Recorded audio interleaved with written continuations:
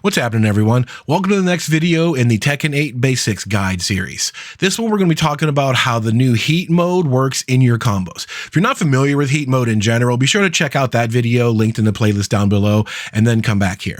It works exactly the same way for every character once you know your heat moves, so it's still a pretty basic thing that you should definitely learn.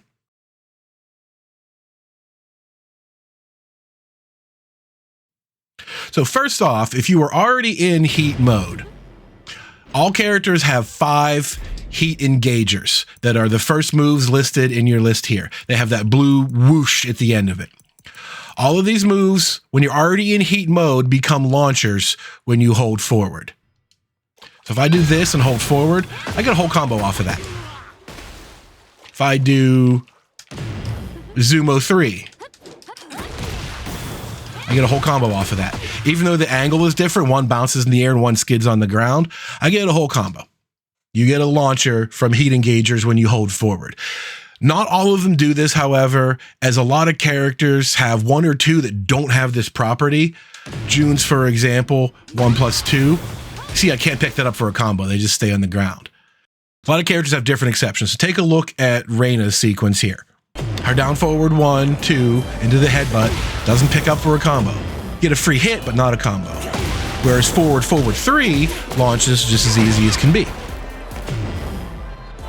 Sentai stance 3, same thing. No combo off of this. There's no way to pick that up for a full combo. But the weird parry stance only has 1 move out of it, and it's a heat engager, and you get a whole combo from that one, as well as Heaven's Wrath 2. You get a launcher from the heat engager off of that. So in her case, she has 2 of them that don't launch on regular hit in heat mode. However, when you're in a combo, all 5 of these will extend your combo. It's not based on that property in the beginning. They all kind of work the same way. The animation might be different, might be bounce off the ground or a skid or whatever, but all of your heat engagers when you're in a combo will work. So like look at 1+2, for example. See, I get to pick up more combo from that point. I'll even do it as the first hit. Right? I can pick up the entire combo with that sequence. It's terrible damage. It's 66 damage instead of like 78, because when you do this, when any heat move makes contact in a combo, it increases the scaling big time. You get much, much less damage when a heat engager is involved. So the way to counteract that is to make sure you do the heat engager as late in the combo as you possibly can. That way, the only parts that get scaled harder are like the last couple of hits. Do know you don't have to do this.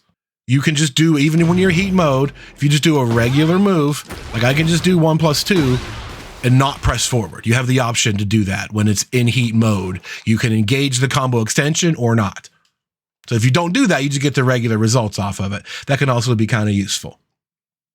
So all 5 of the heat engagers do this. They continue your juggle in a different animation, but you get the full juggle state. This does increase the damage scaling a lot. You will lose damage from it, but it does not add to your juggle counter. So if you have a combo where you're squeezing out the maximum number of hits, like 11 or 12 hits, doing this will not affect that total count. It will not make you drop the rest of the combo. It doesn't add to that count. So it's kind of cool. You can stick a heat engager in there anywhere and still get the exact same combo. So you can do it in the beginning and do the whole combo, or you can do the whole combo and then do it at the end, and it'll still work the same as long as you can convert, you know, the bounce or whatever. But the damage scaling is the factor. So you want to do these late in the combo as much as you can. These heat engagers also work the same way when you're at the wall. Be warned, if you're continuing a combo on your way to the wall and you use a heat engager, the dash up part of it is going to be kind of inconsistent when they stick to the wall. They might not, hit it correctly, and you might miss out on a combo. If possible, it's definitely recommended to get the wall splat first, then use your heat engager or whatever it is, the rest of the combo from that point afterward. You just look at a simple combo like this. Right? 57 damage. Easy as pie. If I add extra hits in there, they're going to drop. See? 1 extra hit, and that combo doesn't work. Jin Tech rolls out before that final spirit gun hits him. But look what happens if I add a heat engager in that original sequence.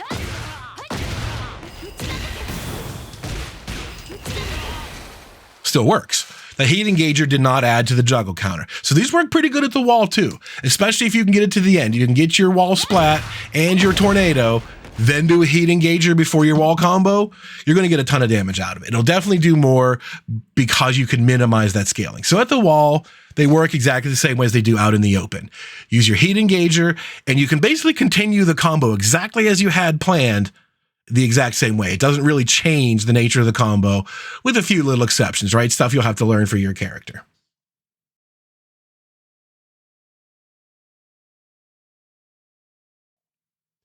So outside of heat mode, you can use your heat burst to enter heat mode while already in a combo, just the way you can out in the open. You see when it hits, it activates heat mode on hit, block, or on whiff at 2/3 of the meter. The meter doesn't really matter at this point.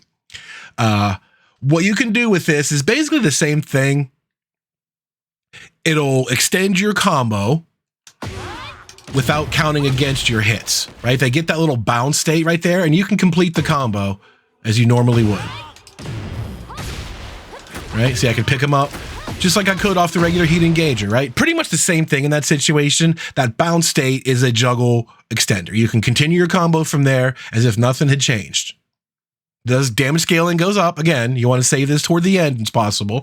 So you would do things like, you know, the whole combo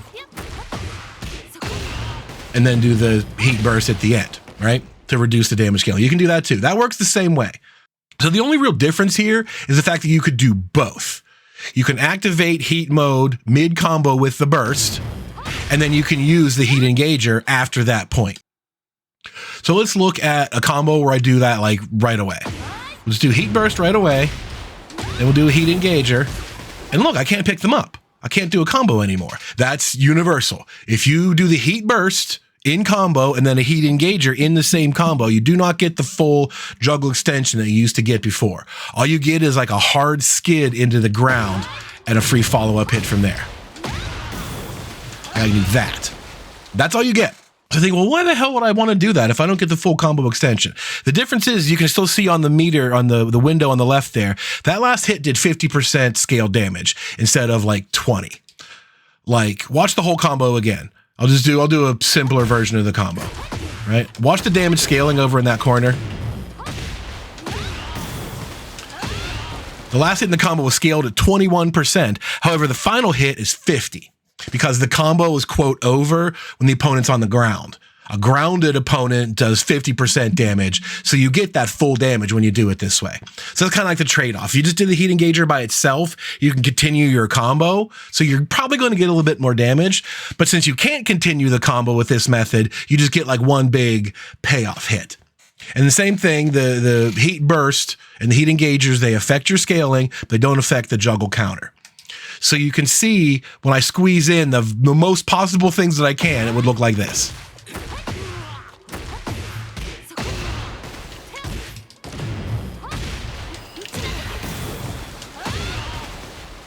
That did 88 damage. That was about 10 damage more than I could normally get, but it uses your entire heat system to do it. That was a super long combo.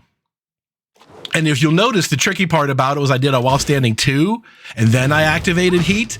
That's just because the hitbox on these things is insane. You can hit them in combos that you did not think you were going to be able to do.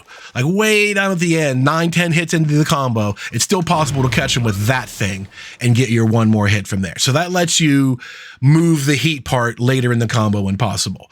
That was already, what, like 9 hits in? When I do this, tornado.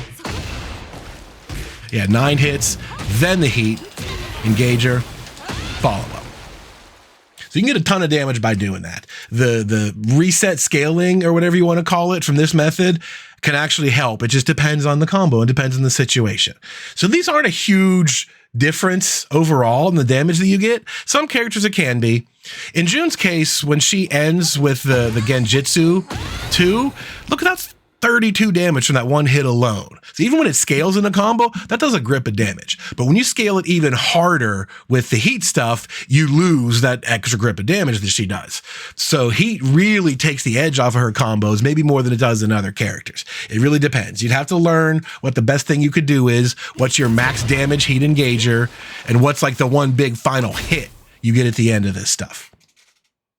So these aren't a giant benefit. You got to learn for your character, but there's basically 2 different ways to do it. If you're in heat mode, you do your regular combo, you do the heat engager at the end, and then you do your regular combo finisher like nothing was wrong. If you're not in heat mode, you do most of your combo, and then you can do the heat burst, then the heat engager, and you get 1 more hit instead of the rest of the combo finisher. Those can be, comparable in damage. It depends on what they do. But that's not always worth it. It's usually not worth it unless it kills and wins the round.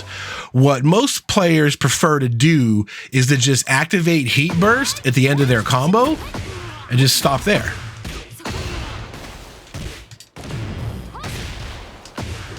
Right? Regular combo ender. That only did 1 damage less than the normal combo, but now I'm in heat mode. That was like a free way to enter heat mode and all the things that come with it, rather than having to wait to find a hit or risk doing, a move at the bad time or something.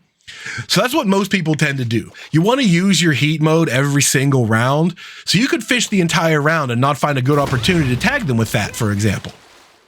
Not everybody wants to use this all the time for whatever reason. It cuts out of your meter, stuff like that. So a lot of times when you get a combo in the middle of a round, most players would be like, you know what? Let me just activate my heat right now. That way I have it. I get most of my combo damage, if not all, and I continue the rest of the round already in heat mode, ready to go. So that's what most players prefer to do. But again, it depends on the situation. If you think your combo could kill with an extra 5 damage, then using your heat engagers is probably worth it. Like, take a look at this example with June. Here's one of each method. The first one, this is just the regular combo that I do 5,000 times a day, ends in 78 damage. And the second one, I'm already in heat mode when I start, do most of the combo that I can, get all the way to the tornado, then use the highest damage heat engager and the regular combo ender. Couple more damage, not a lot. And the third one, not in heat mode, so I do most of the combo, and you see this tricky little while standing 2, then the heat burst. That's the key. You can squeeze in that hit because of the heat burst hitbox, then the heat engager, then the big splash at the end. That does a little bit more damage still. So being able to manage those is the most important part of all of this. But like I said, just keeping your heat mode afterward can often be worth it too. Just depends on the situation in the round, right? If you have a character that's got a really good heat mode like June, maybe you want to just keep heat mode for longer instead of spending it all on 4 extra damage, right? Stuff she can do with heat mode is out of control. So every, second that you spend with heat mode activated and you can do stuff like this without spending your own health, totally worth more than 4 damage. So that part depends on your character, but the functionality of all this stuff, this is all pretty universal to everyone. There are very, very few exceptions, like King's Throws. He can't combo the same way off of. Other than that, this works for everybody. So learn how heat mode works, get the basics of your character, and then learn how to embellish your combos a little bit with the heat system added onto it. So that'll pretty much do it. If there's anything else that I missed, a pattern or some universal property that you can also do, a better way to implement this or a reason to not do that, just let me know down in the comments. This is the best that I could figure out through testing and training and whatnot, running the math and all that stuff. So I hope this helps you out a little bit, and hopefully I will see you in the next video in the future. So be sure to click the subscribe, notification, all that stuff down below, and I'll see you there. Later.